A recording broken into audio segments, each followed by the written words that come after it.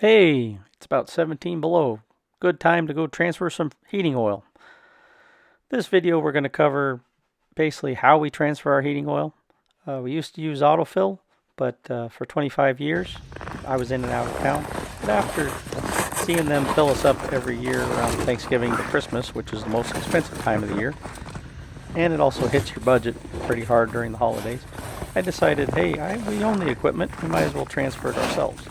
Got more time, and I'm around more, so I figured, well, we'll start transferring it. So here, believe it or not, 17 below then became about 15 below that day, but seemed like a good time to shovel off the truck and transfer some fuel. The fuel prices were nice, so here we're going to get the truck ready and we'll go get some fuel. We get fuel in 5-gallon cans and also in the bulk tank that we have in the truck. So come along and follow our adventure. We got the truck ready and we got one transfer that day at 15 below, and the next day it ended up becoming 27 below, and we did 3 transfers that day just to get us some fuel stock, and that'll carry us into spring.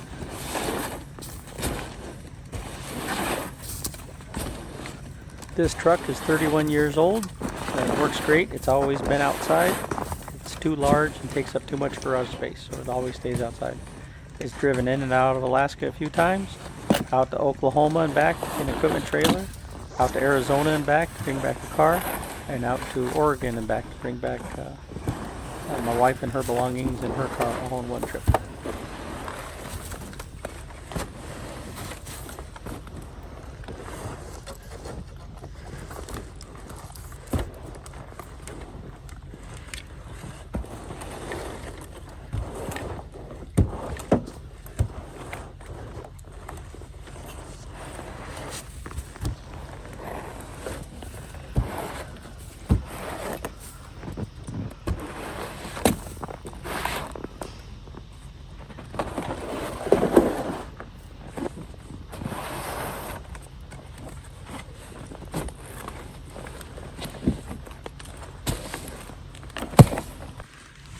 I saw it on the thermometer.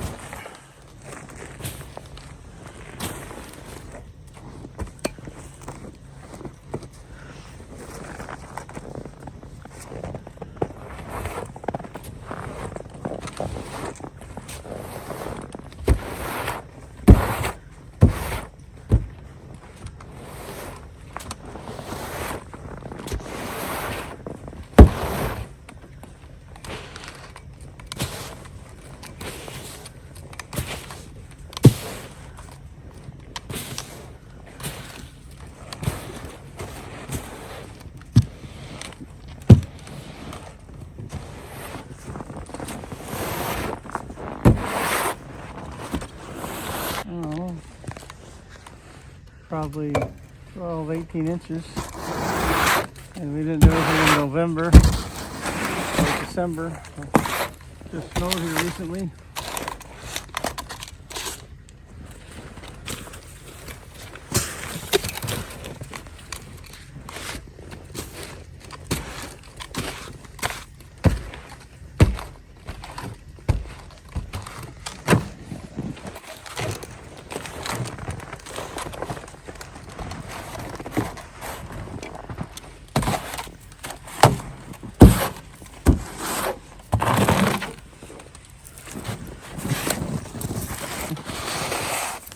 So here we have the plug-in. We plug in the car 1 hour for every 10 degrees below zero. And so it's 15 below, but I've had it plugged in for over 3 hours. That means it's good and ready to start. So just easy rule of thumb, 1 hour for every 10 degrees below zero. And that'll make your car last a lot longer. The gaskets tend to go in our environment. So when the car tries to make oil pressure, sometimes the oil gaskets start giving out in the cold weather because you start having the heat of the engine and the cold of the outside. So just one of those things in this environment.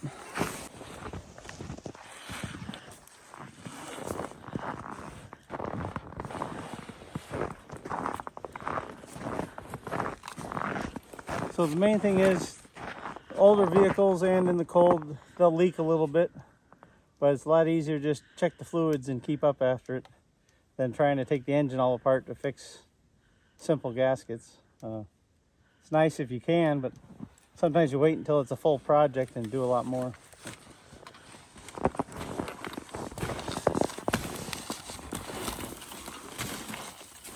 If anything, it gives you an incentive to keep checking the fluids.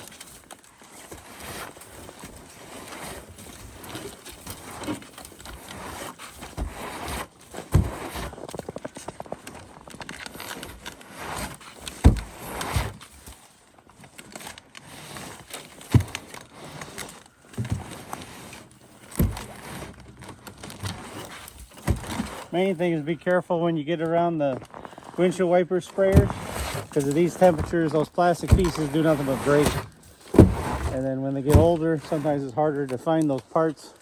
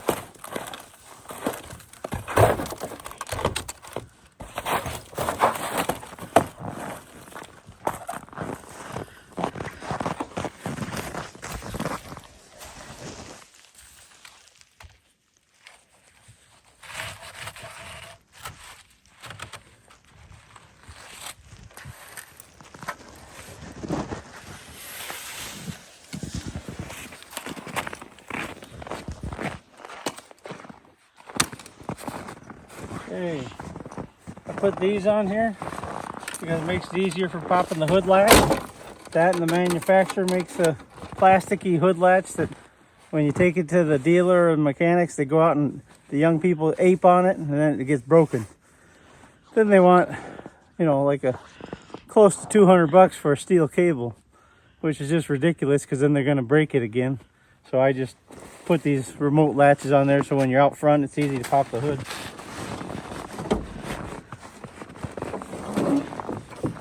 So the main thing is before you use older vehicles, you check the fluids. It's not hard, it's real easy. We're in the safe zone for oil. And we're gonna check antifreeze next. Important. Only takes a second. And then you know what you need to do to get going. So there, we're topped off on antifreeze, so we're doing good. But you check all these things before you get going. You make sure, for us, the beginning of the winter, that you use the right mixture for antifreeze for some of our extreme temperatures. On that, battery, brake fluid, windshield wiper fluid, which we don't use in the winter, and we're good to go.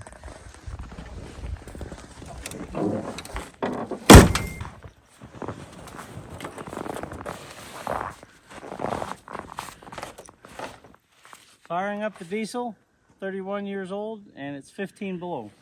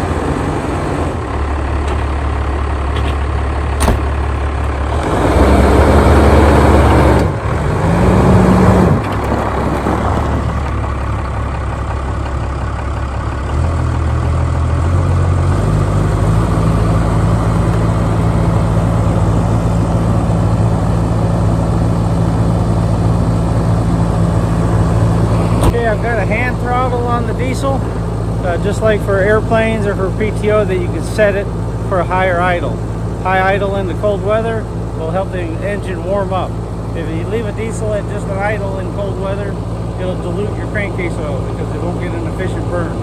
So you kick it up by say 300, 400 RPMs, something like that. Probably, you know, 1300, 1500 RPMs, it does good. So now I'm going to brush some of the snow off here, and then we'll get ready to go.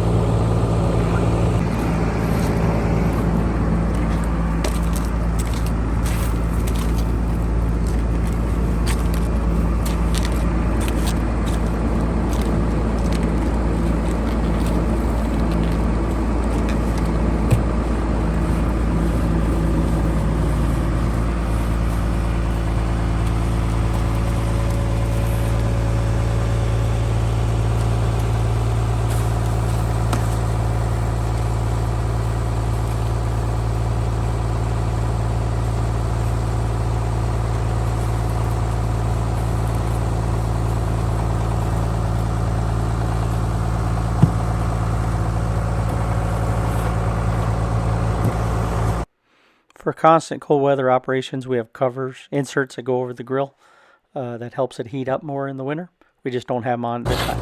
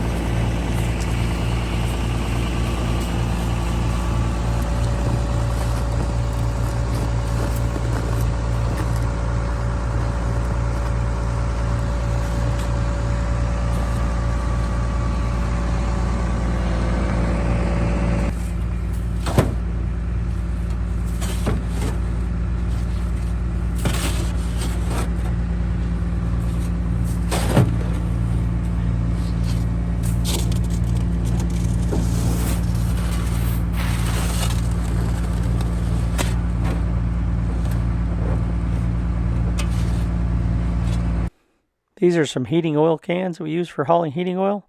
All the nozzles are a pain in the neck in the winter. They're all made out of plastic. They all flow very slow. So we just use them to cap the cans off, and then we just dump them free flow into the funnel. So it's a much faster operation, and you know what you're doing. So here's where the funnel is in the tank. We put some concrete bricks nearby. Why? Because then you're not standing there holding the weight of the can, especially in the cold weather. You can rest the can. You can dump whatever's left off it in there, but normally you rest the foot of it, and you just tilt the can and it goes very nice without you standing there holding all the weight. Filter in the center. Okay. There's the end. That wasn't letting flow. Huh. Removed it. So these 7 cans come in handy if friends or neighbors run out of fuel. We can easily go grab 35 gallons, get them fueled up. That can last them a few days or a week until they can get a heating oil delivered or whatever their regular process is. But if you have problems, that's the quick solution, is to go get your own. Here's how we set up and use a siphon for transfer. The hose is really stiff in the cold.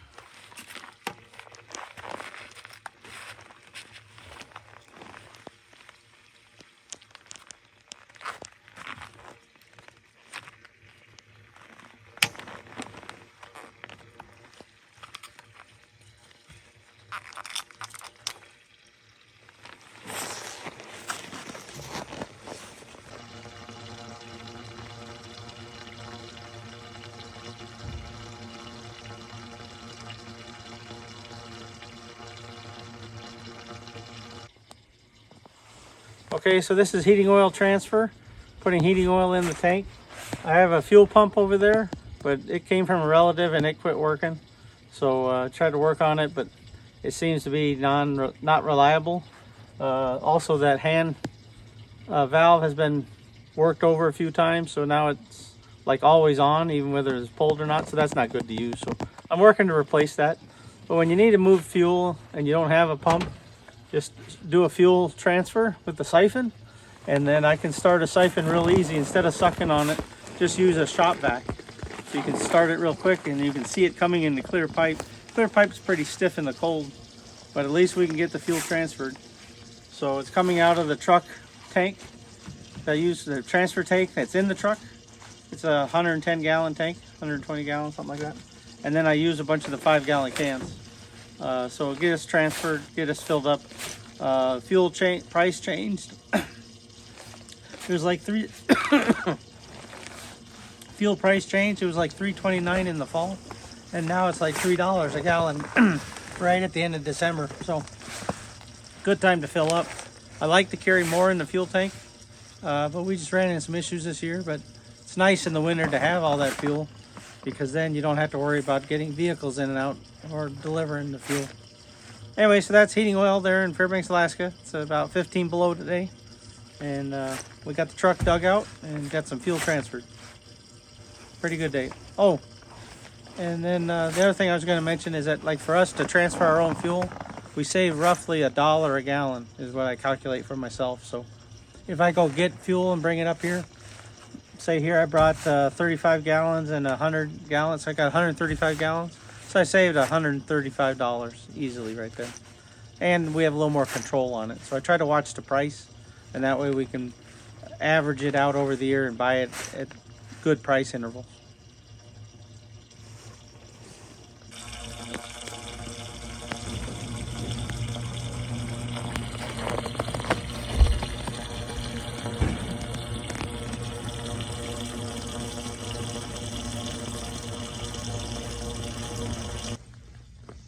So we're moving fuel with the bulk tank in the truck and fill it in there. But we also keep these diesel cans on hand for doing ours or other fuel of relatives.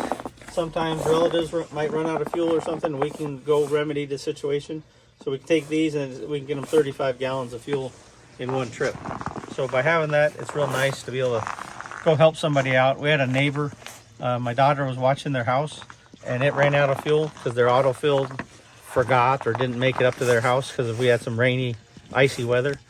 They thought they were going to come back and they didn't. So she was over there and it went cold, and the inside of the house, it was like 47 degrees.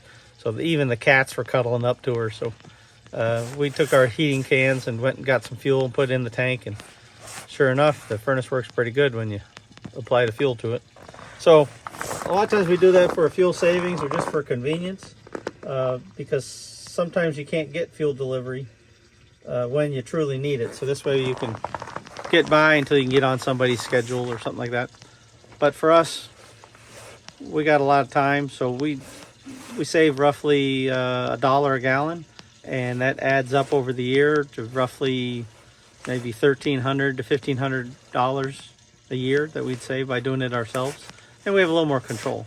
Depending on the price, though, too, you can also have the savings just by buying it at a different price level. So those are some of the things about heating here and costs here. Okay, so here to check our progress, we have our handy dandy fuel tank stick, and it's got increments of inches on one side and different size tanks on the other sides. So ours is a 1,000-gallon tank, so that's this side. And we'll send it on down.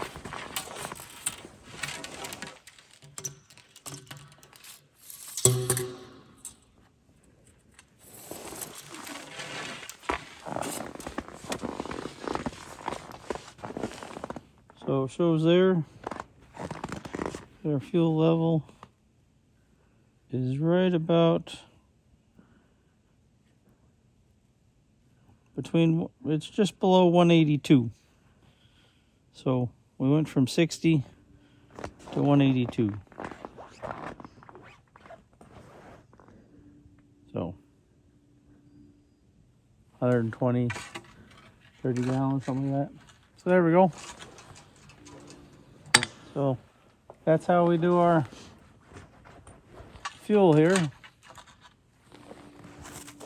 Nice to keep your house warm and have a little hot water. Other utilities that we have, we run off our well. So we provide water and we do our own sewer with septic. For electricity, our well's driven by electric, and our electricity rate is roughly 27 cents a kilowatt hour. So we use electricity to run the house, to run the well. We also use it to plug in our vehicles so they start in the cold winter and helps them last longer. Okay, here's our electric timer for the vehicles. So this helps it start and stop at different times of the day, so we don't have it plugged in all the time, but then it's ready to go when we want it in the morning. It's 1 hour for every 10 degrees below zero. This is the plug-in for my wife's car. And then this is, I have a whole separate plug-in for my truck because my truck takes a 20 amp circuit. It's more power than what this switch will handle, so I have a whole nother switch for my truck. But anyway, we plug them in so they'll start, but it also reduces the wear and tear on them, starting them at the cold temperatures with low oil pressure. So helps them start and helps them last. So here's an example of the plug-ins on our vehicles. This here is the plug-in on my 31-year-old truck. And then the next image here is the plug-in on my wife's vehicle. We plug them in to make them last longer. The next day, I made 3 more fuel transfers. It was a 27 below day. But you can see the hosing a little better during the daylight than during the night. Granted, this time of year we only have 3.5 to 4 hours of daylight. Here I used a long extended drill bit to reduce the strain on that hose coming out of that tank, the curve there. So that's how we manage our heating oil in Fairbanks, Alaska. There's always reasons around the world to raise the price of oil and not many reasons to reduce it. So you might as well try to do the best you can with the market, especially when it's very important for your home operations. This is Alaska Road Trippers. We'll be seeing you on down the road.